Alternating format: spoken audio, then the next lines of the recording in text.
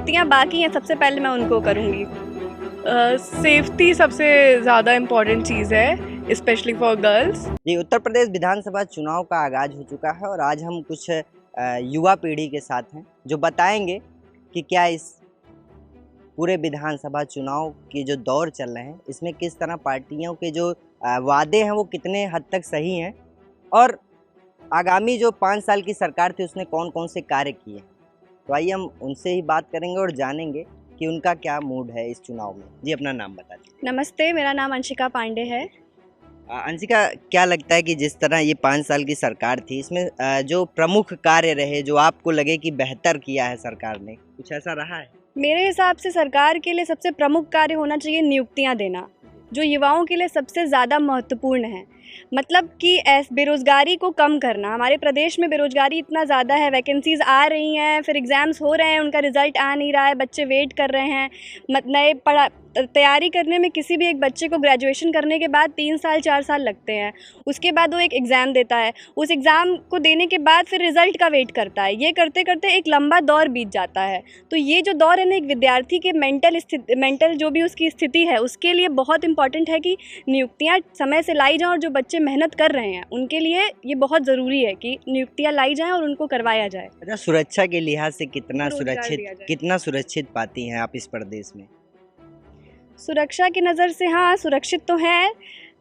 होता क्या है सर कि बहुत एटमॉस्फेयर पे भी डिपेंड करता है कि हम कहाँ रह रहे हैं, कैसे लोगों के बीच में रह रहे हैं। वहाँ पे ज़रूरी नहीं है कि मतलब ज़रूरी नहीं है कि पुलिस ही हमारी रक्षा करे। लोगों में भी इतनी समझ होनी चाहिए कि हम महिलाओं को कितनी सुरक्षा दें।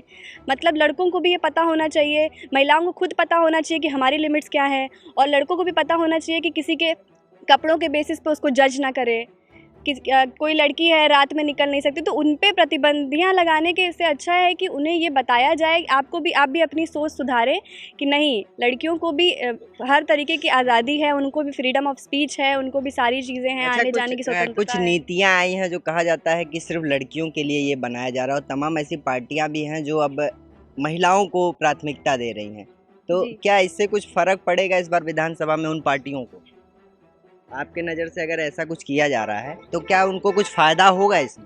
अंडर प्रिविलेज जो है वो लोगों के साथ साथ एक तरीके से महिला जो कम्युनिटी है उसको भी अंडर प्रिविलेज्ड मान लिया गया है कि हम लोगों को क्या है कि लोगों जैसे इंजीनियरिंग में होता है कि महिलाओं के लिए रिजर्वेशन है, फिर अभी जुडिशरी के एग्ज़ाम्स के लिए भी महिलाओं के लिए रिजर्वेशन है। तो हाँ, आना तो हर तरीके से ज़रूरी है क्योंकि हर जगह के लोग जब मिलेंगे तभी एक अच्छा विकास हो पाएगा, तभी एक अच्छा डेवलपमेंट हो पाएगा। अच्छा, इन सबसे परे अगर एक दिन के लिए आपको मुख्यमंत्री बना दिया जाता है तो पहली प्राथमिकता क्या होगी कि उस कार्य को आप प्रदेश में करें? जितनी भी नियुक्तियाँ बाकी हैं सबसे पहले मैं उनको करूँगी।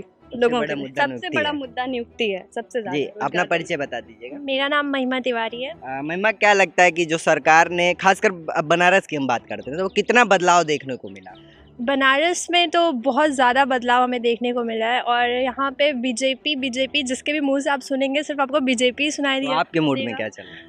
मेरे लिए भी बीजेपी, क्योंकि उन्होंने ऐसा काम किया है जो कि असंभव सा प्रतीत हो रहा था। जैसे कि उन्होंने विश्वनाथ जी का मतलब एकदम चेंज कर दिया, ऐसा चेंज किया है कि जो कोई कल्पना भी नहीं कर सकता था। पहले घाट के सीढ़ियाँ आप देखते होंगे मिट्टी में दबी हुई होती थी, लेकिन अभी क्या है कि आप जाओगे तो हाँ लगता है कितना भव्य मतलब दृश्य है। बाहर से पहले पर्यटन का भी बहुत ज़्यादा फ़ायदा हुआ है कि पहले बहुत कम लोग आते थे, पर अभी आप देखेंगे ना तो अभी जैसे 1 जनवरी था तो वहाँ पे पहले बाहर से लोग 1 जनवरी में कभी बनारस घूमने नहीं आए थे, पर इस बार अगर आप देखेंगे तो बहुत ज़्यादा भीड़ से बाहर से सिर्फ विश्वनाथ जी के लिए देखने आए थे। एवरेज था 5 लाख लोग आए थे इस बार पूरे हाँ जी, और इससे जो पर्यटक यहाँ पे होटल्स वगैरह बहुत ज़्यादा है उनको बेनिफिट्स हो रहा है, और उसके वजह से नाव जो जितने भी छोटे छोटे क्या बोलते हैं उसको, छोटे नाविक। हाँ, उनको भी बहुत ज़्यादा फ़ायदा हो रहा है।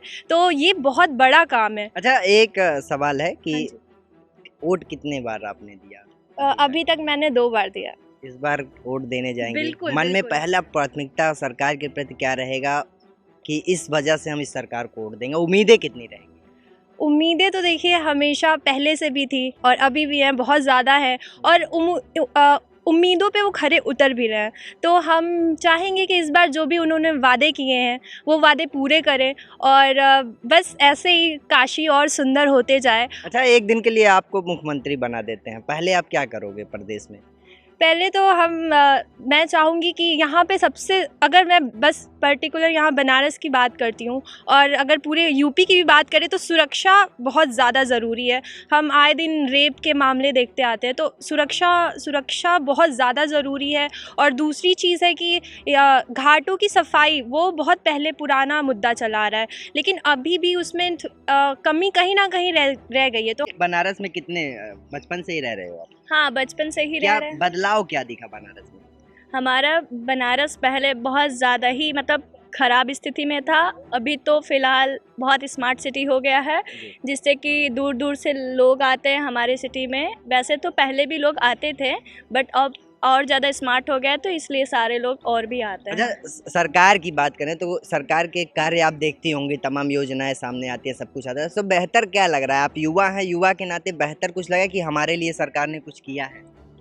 बेहतर तो मतलब आजकल जितने सारे मतलब रेप वगैरह हो रहे हैं, तो उसके सुरक्षा के लिए हमारे देश में जो भी कार्य हो रहे हैं वो थोड़ा ठीक हो रहा है, मतलब सुरक्षित है महिलाएं? सुरक्षित हैं। भी लोग हैं, उनसे भी हम जानेंगे। जी, अपना परिचय बता दीजिएगा। तनुष्का वत्स मिश्रा, कितने वर्षों से बनारस में? 14। 14 वर्ष। और कितनी बार वोट दिया? एक बार भी नहीं। पहली बार है? या अभी नहीं है, पहली नहीं है? नहीं है। अच्छा, चलो मान लो अभी 14 साल में बनारस में बदलाव क्या देखने को मिला? डेवलपमेंट तो बहुत हुआ है बनारस में, लेकिन डेवलपमेंट के साथ हमारे कुछ कुछ ऐसी चीज़ें भी हैं जिसे पूरी करनी चाहिए। जितने बच्चों के और सारी जितनी नीड्स हैं वो भी पूरी होनी चाहिए।